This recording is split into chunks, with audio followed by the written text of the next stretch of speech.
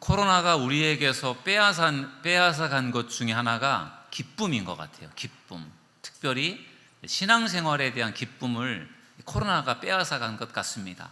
그래서 코로나 기간 동안에 3년 동안 진행되었던 코로나로 인해서 교회들이 참 힘들었는데, 코로나가 끝나서 이제는 다 되었다 그렇게 생각을 했는데 코로나 후유증이 많이 있습니다. 그 중에 하나가 기쁨이 없는 것 같아요. 예배에 나오는 그런 기쁨, 어떤 사역에 대한 어떤 기쁨, 이런 기쁨들이 없어져서 우리가 이 기쁨을 빨리 회복해야 될 줄로 믿습니다. 정말 우리 교회를 생각할 때도 그렇고 한국 교회를 생각할 때도 그렇고 걱정이 됩니다. 염려가 되어요. 앞으로 한국 교회가 어떻게 될 것인가, 이렇게 가다가는 어떻게 될 것인가, 정말 미국 교회, 유럽 교회처럼 그렇게 되는 것은 아닌가, 그런 염려가 됩니다. 그래서 우리가 지금 이 시간이 정말 중요한 시간인 것 같아요. 우리가 빨리 회복되어져서 교회를 아름답게 든든하게 세워갈 수 있는 저와 여러분 모두가 될 수 있기를 주님의 이름으로 축원합니다. 무엇보다도 기쁨을 회복하면 좋겠어요. 여러분들은 과연 어떻습니까? 교회를 나오시면서 여러분들의 마음속에 기쁨이 있으십니까? 예배에 대한 사모하는 마음, 그리고 성도들을 만나는 기쁨, 이 기쁨이 여러분들에게 있는 분도 계실 것이고 없는 분들도 계실 거예요. 근데 여러분, 우리가 하나님 앞에 나와 예배할 때 이 기쁨이 필요할 줄로 믿습니다. 이 기쁨이 없는 분들은 이 기쁨을 얻기 위해서 열심을 내십시오. 이 기쁨이 있는 분들은 이 기쁨을 계속해서 지속하기 위해서 열심을 내시기를 주님의 이름으로 축원합니다. 우리 안에 이 기쁨이 있어야 우리가 하나님 앞에 나와 예배하면서 하나님께 영광 돌릴 수 있고 우리가 은혜에 충만한 삶을 살아갈 수가 있는 것입니다. 오늘 우리가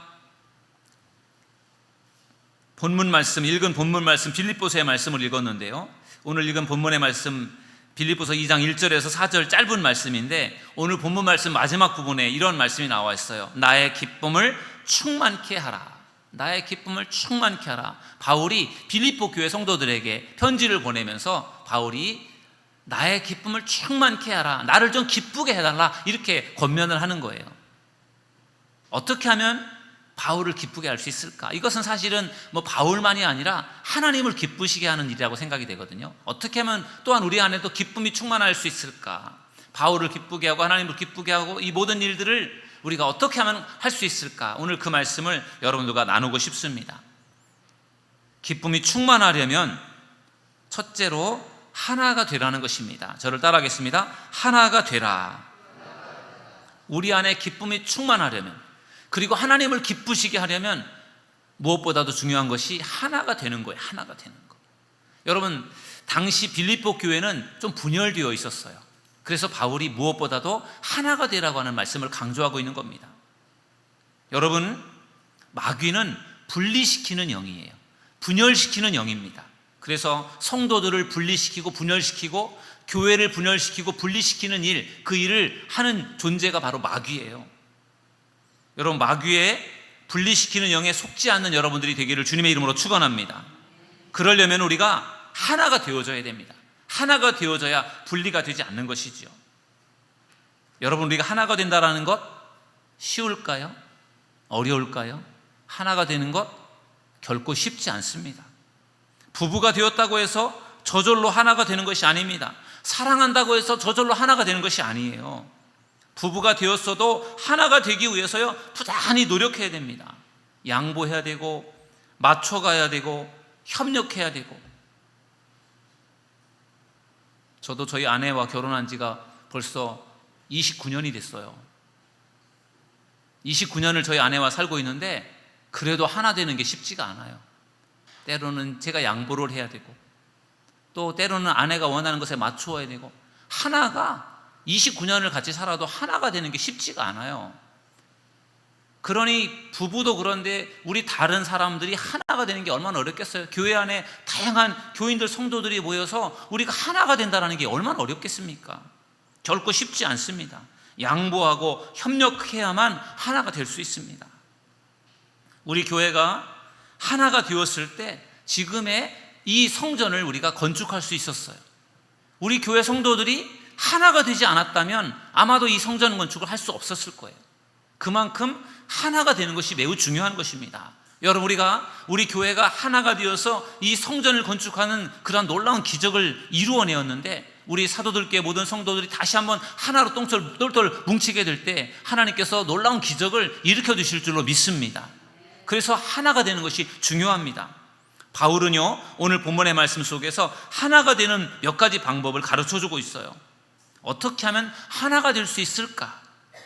2절 말씀을 우리 함께 읽어보시겠습니다. 2절입니다. 다 같이 2절 읽습니다. 시작. 마음을 같이하여 같은 사랑을 가지고 뜻을 합하며 한 마음을 품어. 아멘. 여러분, 어떻게 하나가 될 수 있습니까? 마음을 같이 하래요. 마음을 같이 하라. 이 말은요, 같은 마음을 품으라는 거예요. 여러분, 예수님께서 승천하신 다음에 마가의 다락방에 120명의 성도들이 모였습니다. 그리고 그들이요, 어떻게 했느냐? 마음을 같이하여 오로지 기도에 힘썼다, 이렇게 말씀하고 있어요. 마음을 같이 했어요. 같은 마음을 품고 그들이 하나님께 기도할 때 어떤 일이 일어났습니까? 그곳에 성령이 임했습니다. 그들이 다 성령의 충만함을 받았어요.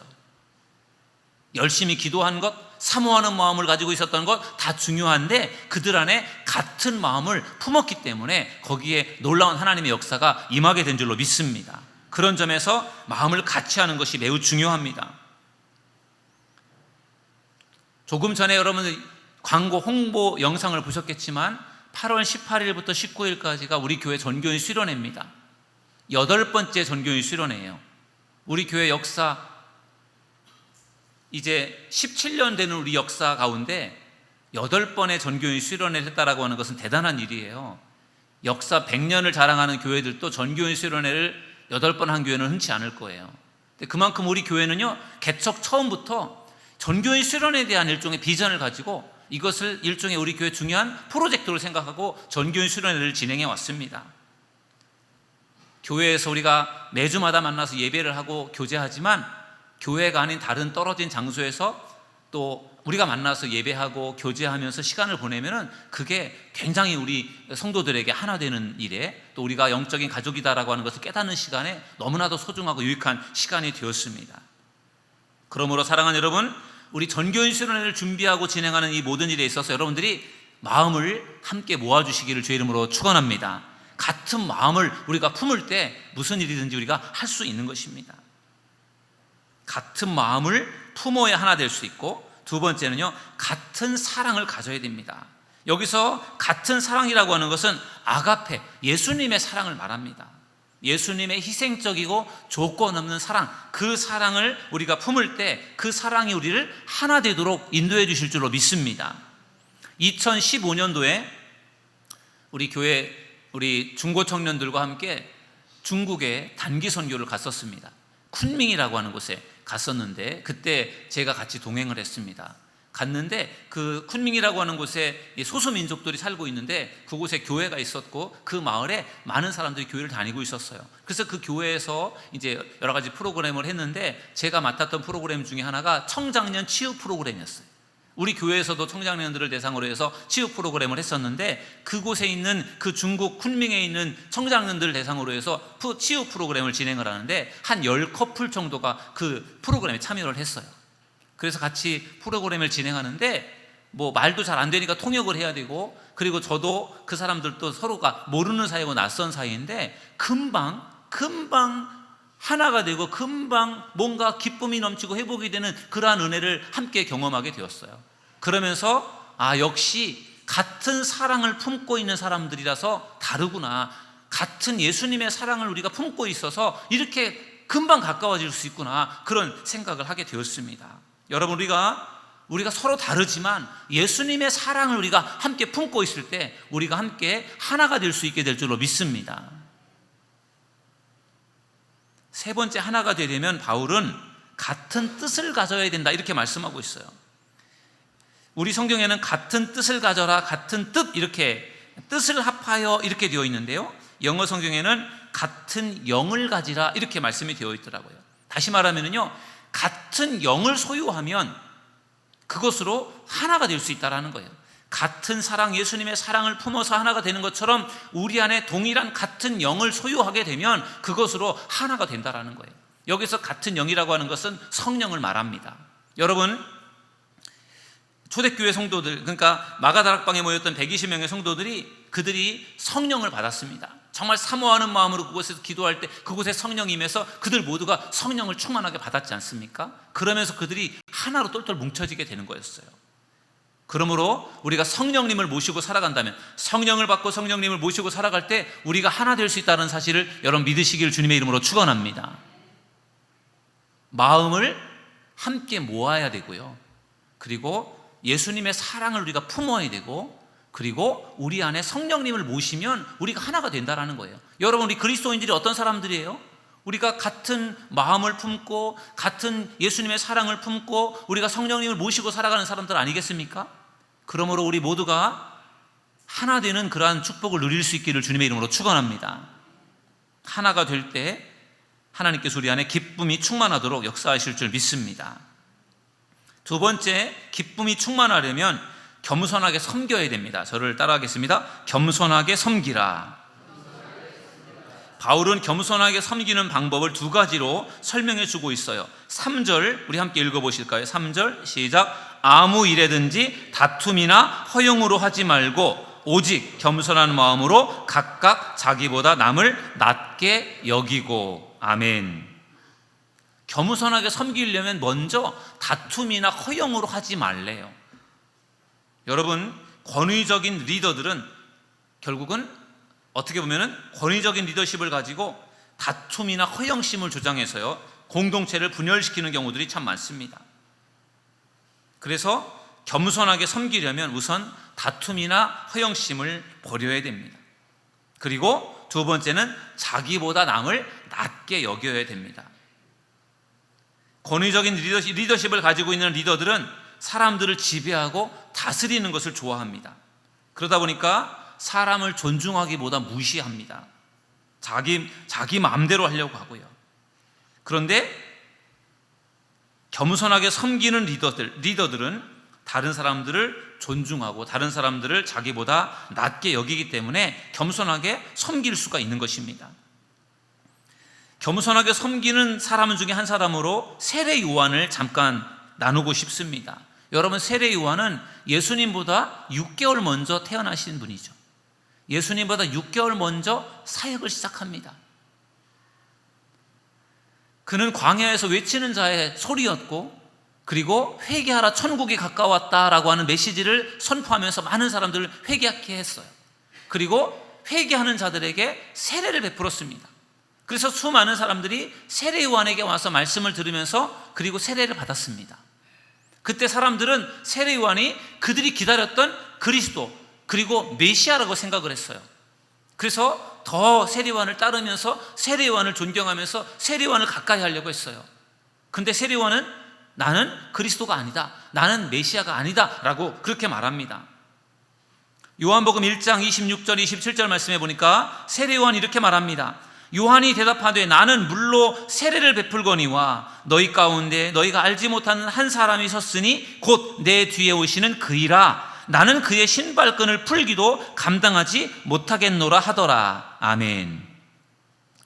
여러분, 사람들이 요한을 막 추종합니다. 따릅니다. 메시아입니다. 메시아로, 그리스도로 생각하면서 막 따릅니다. 그러면 세례 요한이 아니면서도 그런 척 가만히 있으면 사람들이 더 따를 거 아니에요? 인기가 더 높아질 것 아닙니까? 그런데 세례 요한은 그런 사람이 아니에요. 사람들에게 분명히 말합니다. 나는 그리스도가 아닙니다. 나는 그분의 신발끈을 풀 자격도 없습니다. 나는 물로 세례를 주지만 내 뒤에 오시는 분, 그분은 불로 세례를 주실 겁니다. 그렇게 이야기하는 세례 요한의 모습을 보면은 겸손하게 섬기는 자의 모습을 우리가 발견하게 됩니다. 자기를 낮추고 그리고 자기 뒤에 오실 예수님을 높이는 이 세례 요한의 모습에서 우리는 겸손함을 발견할 수 있습니다. 여러분, 하나님은 겸손한 자를 기뻐하신다는 것을 믿으시기 바랍니다. 하나님 겸손한 사람을 기뻐하세요. 하나님 기뻐하지 않는 사람이 있어요. 어떤 사람인지 아십니까? 교만한 사람이에요. 교만한 사람. 교만한 사람을 하나님은 기뻐하지 않으세요. 겸손한 사람을 하나님 기뻐하십니다. 그런데 교만한 사람을 기뻐하는 자가 있어요. 바로 마귀 사탄입니다. 마귀는요, 사람들의 마음속에 교만한 마음을 심어줘요. 그래서 교만한 자가 되도록 만들어냅니다. 그리고 하나님을 멀리하게 합니다. 그래서 우리는 마귀를 조심해야 됩니다. 에덴 동산에서 뱀이 하와에게 선악과를 따먹으라고 유혹할 때 뭐라고 유혹했습니까? 이것을 따먹으면 하나님처럼 된다라고 그렇게 거짓말로 속였습니다. 여러분, 참 이 사탄 마귀의 이 거짓말이요, 정말 그럴듯해요. 하나님은 아담에게 분명히 말씀하셨어요. 이 동산에 있는 모든 것을 다 먹을 수 있지만 동산 중앙에 있는 선악을 알게 하는 나무의 실과는 먹지 말아라. 먹으면 반드시 죽는다라고 했거든요, 하나님께서. 근데 뱀이 뭐라고 합니까? 사탄이 뭐라고 합니까? 먹어도 죽지 않는다. 죽는 게 아니라 먹으면 하나님처럼 된다, 이렇게 말하는 거예요. 하나님은 먹으면 죽는다라고 했는데 마귀는 먹으면 죽지 않고 하나님처럼 된다. 하나님이 왜 먹지 말라고 한지 알아? 먹으면 하나님처럼 되니까. 하와가 듣고 보니까 그럴듯하단 말이에요. 별것도 아닌데 왜 저걸 먹지 말라고 했을까? 아, 저거 먹으면 진짜 하나님처럼 되는가 보다. 그 마음으로 혹해서 결국은 선악과를 따먹는 거예요. 여러분, 마귀가 얼마나 간교합니까? 얼마나 그럴듯하게 거짓말을 해요. 그래서 마귀의 거짓말에 속아 넘어가는 거예요. 여러분, 요즘에 보이스피싱 얼마나 기가 막히게 속이는지 몰라요. 보이스피싱에 속았다고 해서 멍청하고 이상한 사람이 아니에요.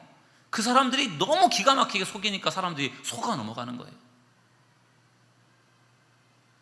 저에게도 어젠가 문자가 왔는데, 아빠 제 폰을 잊어버렸어요. 저한테 뭐 연락해 주세요. 뭐 이런 이상한 문자가 왔어요. 다 보이스피싱이잖아요. 저희 아들에게도 얼마 전에 전화가 왔어요. 경찰서라고 전화가 왔어요. 박준영 씨의 통장이 대포 통장으로 쓰여졌기 때문에 조사하겠다고 하면서 여러 시간을 통화를 하면서 이것저것 정보를 물어보는데, 저희 아들도요, 이게 보이스피싱이 아니라고 생각하고 경찰서라고 생각한 거예요. 그래서 이런저런 그런 이야기에 의심이 됐지만, 그런데 너무나도 경찰서처럼 그렇게 이야기를 하니까 그것에 보이스피싱이 아니다라는 생각도 가졌다라는 거예요. 그래서 거기에 속진 않았지만 아무튼 너무나도 아주 지혜롭게 기가 막힌 방법으로 사람들을 그럴듯하게 속이는 그러한 지금 시대예요. 그래서 이상한 사람, 멍청한 사람이 보이스피싱에 걸려 들어가는 게 아니고요, 일반적인 사람들, 똑똑한 사람들도 거기에 걸려 넘어져요. 왜냐? 너무 기가 막히게 속이니까. 여러분, 그러니 마귀 사탄이 어떻게 했어요? 훨씬 더 지혜롭게 사람들을 속이고 거짓말로 그렇게 해서 사람들을 넘어뜨리지 않겠습니까? 그러니까 선악과를 따먹으라고 하면서 그거 먹으면 하나님처럼 돼. 그러니까 먹어봐. 그래서 선악과를 먹지 않았습니까? 먹었는데 진짜 죽지 않았어요. 아, 진짜 안 죽었구나, 좋아했는데 사실은 그게 영이 죽은 거였죠. 그리고 그것 때문에 결국은 에덴 동산에서 추방당하게 되고 하나님의 무서운 벌을 받게 되었습니다. 마귀의 그 간교한 속임수에 넘어가게 된 것이죠. 그 속을 수밖에 없었던 그러한 이야기 중에 하나가 하나님처럼 될 수 있다라고 하는 교만함이었어요. 그 교만한 마음을 부추겨서 결국은 하와로 하여금 흔들리게 만들고 아담으로 하여금 결국은 선악과를 따먹게 만들었다라는 것입니다. 여러분, 마귀는 지금도 끊임없이 우리들의 마음속에 교만한 마음을 심어줍니다. 교만한 마음, 너가 최고야, 너 잘할 수 있어, 너만이어야 돼 하면서 계속해서 교만한 마음을 부추긴다라는 거죠. 그 교만한 마음을 우리가 품게 되면 결국은 우리는 죄를 지을 수밖에 없고 하나님을 떠날 수밖에 없다라는 것입니다. 그러므로 사랑하는 여러분, 그러한 교만한 마음을 물리치는 여러분들이 되시기를 주님의 이름으로 축원합니다. 우리는 교만한 마음을 물리치고 겸손한 마음을 품어야 될 줄로 믿습니다. 예수님의 리더십을 섬김의 리더십이라고 그렇게 부릅니다. 예수님의 섬김의 리더십 많이 들어보셨을 겁니다. 예수님은 하나님의 아들이시죠. 하늘 높은 보좌에 계신 하나님의 아들이 왜 이 낮고 천한 이 땅에 오셨습니까? 우리를 구원하기 위해서 오신 줄로 믿습니다. 그래서 이 땅에 오셔서 예수님 죽기까지 예수님께서 순종하시고 섬기시지 않았어요? 제자들의 그 더러운 발까지 씻어주시면서 섬김의 본을 보여주신 것이 바로 예수님이에요. 그 예수님의 섬김, 그 예수님의 겸손하게 섬기는 그 리더십 때문에 많은 사람들이 예수님에게 감동을 하게 되고 예수님을 따르게 된 것입니다. 어떻게 보면 어리석어 보이는 것 같고 별것 아닌 것 같지만 그 겸손하게 섬기는 리더십에 하나님의 놀라운 비밀이 들어있었던 것입니다. 저는 우리 사도들교회를 섬기는 우리 성도님들도 정말 겸손하게 섬기는 우리 믿음의 성도들이 될 수 있기를 주님의 이름으로 축원합니다. 그럴 때 우리 안에도 기쁨이 생길 것이고 하나님도 기뻐하실 줄로 믿습니다. 기쁨이 충만하려면 세 번째, 서로를 돌아보아야 합니다. 저를 따라하겠습니다. 서로를 돌아보라. 여러분, 어떻게 보면은 우리가 세상에서 얻는 어떤 쾌락 이런 것과는 달라요. 제가 빌립보서 말씀을 시작할 때 쾌락과 기쁨의 다른 점을 이야기했지 않습니까? 쾌락은 세상에서 육신적인 것들을 통해서 내가 얻는 것이 쾌락이라면 이 기쁨이라고 하는 것은 하나님으로부터 오는 것이다, 하나님이 주시는 것이다. 그런데 여러분, 오늘 말씀에서 나누었던 것처럼 하나가 되어서 기쁨을 얻는 것, 그리고 겸손하게 섬겨서 기쁨을 얻는 것, 그리고 서로 돌아보아서 기쁨을 얻는 것, 이것은요 세상의 쾌락하고는 관계가 없는 것들, 세상의 쾌락하고는 수준이 다른 것들이에요. 이것은 하나님이 주시는 기쁨인 줄로 믿습니다. 4절 말씀을 우리 함께 읽어보실까요? 4절 다 같이 읽습니다. 시작. 각각 자기 일을 돌아볼 뿐더러 또한 각각 다른 사람들의 일을 돌보아 나의 기쁨을 충만하게 하라. 아멘. 다른 사람들의 일을 돌아보라는 거예요. 여러분, 사람들은요 자기의 일을 돌아보지 다른 사람의 일까지 돌아보지 않아요.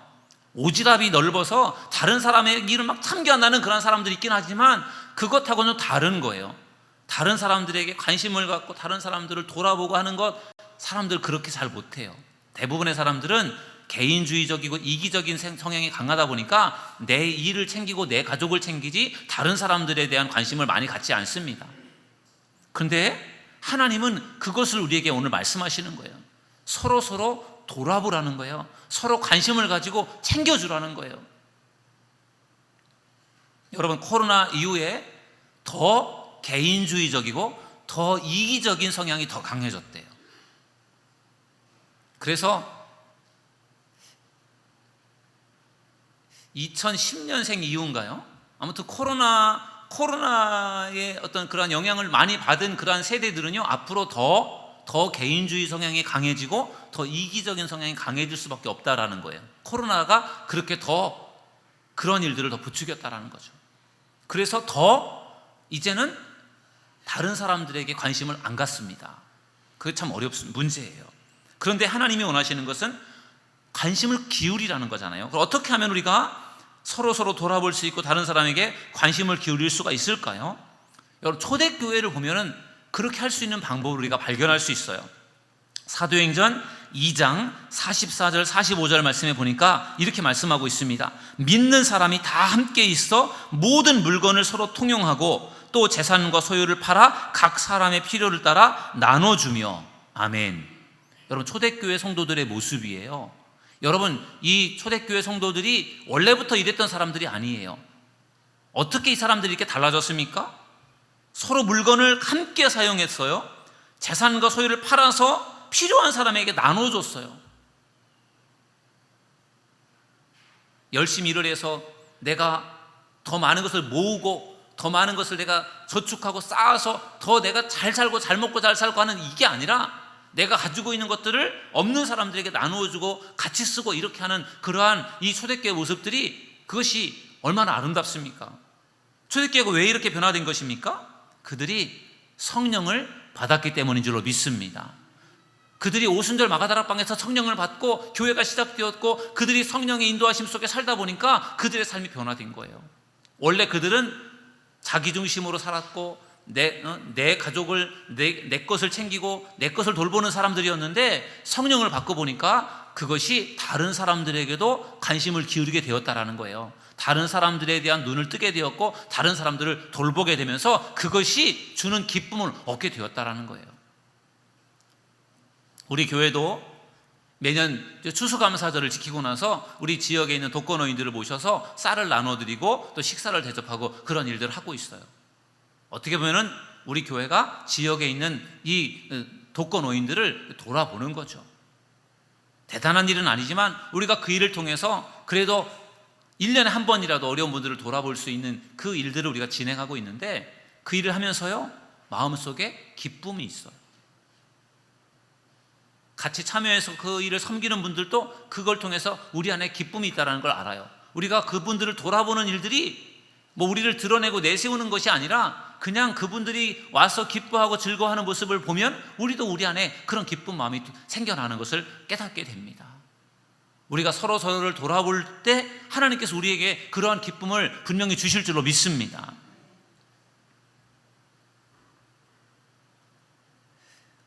우리 교회 안에도 크고 작은 경조사가 많습니다. 경조사가 있을 때 우리 성도님들께서 많이 참여하셨으면 좋겠어요. 기쁜 일이 있을 때보다는 슬픈 일이 있을 때 더 많이 참여하셔서 격려하고 위로하시면 좋겠습니다. 아무래도 뭐 부모님들이 나이가 많다 보니까 우리 교인들 가운데서도 부모님들께서 돌아가셔서 장례를 진행하는 경우가 있어요. 저는 목회를 하면서 장례가 참 중요하다는 생각을 하고 있어요. 그래서 우리 교인들 가족들에게 장례가 나면 저도 최선을 다해서 장례를 준비하여 진행을 합니다. 그리고 웬만하면 요즘에는 거의 대부분 이제 화장을 하는데, 화장장에 가서 화장을 하는 동안에 2시간 정도를 같이 기다렸다가 그 화장한 이제 나중에 유골을 가지고 납골당에 안치하고 하는 그것까지 계속 제가 같이 동행을 합니다. 왜냐하면은 제가 어려움을 당하고 슬픔을 당한 그 유족들을 돌아보기 위해서 제가 최선을 다하는 거예요. 우리 사도들께 모든 성도님들께서도 어려움을 당한 우리 교인들이 있을 때 여러분들께서도 정말 사랑하는 마음으로 잘 돌아보시기를 주님의 이름으로 축원합니다. 우리 속장님들 또 선교회장님들, 맡은 속회원들과 선교회원들에게 어려움이 있을 때 선교회장님이 임원들과 함께 잘 돌아보십시오. 그게 중요한 속장의 또 선교회장의 중요한 역할입니다. 제가 감리교 신학대학 86년도에 입학을 해서 86학번인데 제가 요즘에 저희 86학번 동기회 총무로 제가 일하고 있어요. 동기회 총무의 역할 중에 제일 많은 역할이 장례식에 참여하는 겁니다. 저희 동기생들이 176명이거든요. 신학교 저희 동기생들이 176명인데 부모님하고 장인 장모님 하면 4분이잖아요. 그 4분이다 보니까 한 명에 4분이면 거의 800명 정도 되잖아요, 부모님들이. 그러니까 얼마나 그 장례가 잦은지 몰라요. 전에는 장례가 나면 그냥 제가 조의금만 보내고 이랬었는데, 지금은 제가 임원이다 보니까 같이 회장과 함께 이제 우리 상을 당한 그 장례식장에 가서 같이 위로를 하고 조문을 합니다. 그러면은 굉장히 고마워하고 또 그런 모습들을 볼 때 힘들지만 저희 안에도 보람과 기쁨을 느끼게 됩니다. 그게 돌아보는 일인 것 같아요. 임원으로서 역할을 맡겨주는 일들이 돌아보는 거죠. 뭐 1년 혹은 2년의 임기 동안에 뭐 선교회장을 맡는다라든지 속장을 맡는다라든지 교회에서 뭔가 역할을 맡을 때 그 역할의 기간 동안에 내가 맡고 있는 그러한 사람들을 잘 돌아보는 것, 그게 얼마나 중요한지 몰라요. 그러면 그 돌아보는 걸 통해서요, 돌봄을 받는 사람들도 더 기쁨을 얻지만 돌아보는 그 사람도 굉장히 마음속에 기쁨이 있어요. 여러분, 서로를 돌아보면서 하나님이 주시는 기쁨을 누리는 여러분들이 될 수 있기를 주님의 이름으로 축원합니다. 오늘 기쁨이 충만한 생활에 대해서 말씀을 나누었어요. 어떻게 하면 기쁨이 충만할까? 오늘 빌립보서의 말씀 속에 3가지로 나와 있습니다. 하나가 되면 기쁨이 충만하대요. 겸손하게 섬기면 기쁨이 충만하대요. 그리고 서로를 돌아보면 기쁨이 충만하다는 거예요. 오늘 이 말씀을 여러분 꼭 기억하셔서 하나 되기 위해서 노력하시고 겸손하게 섬기시고 그리고 서로 돌아보시면서 기쁨이 충만한 우리 삶을 살아가는 믿음의 성도들 되시기를 주님의 이름으로 축원합니다.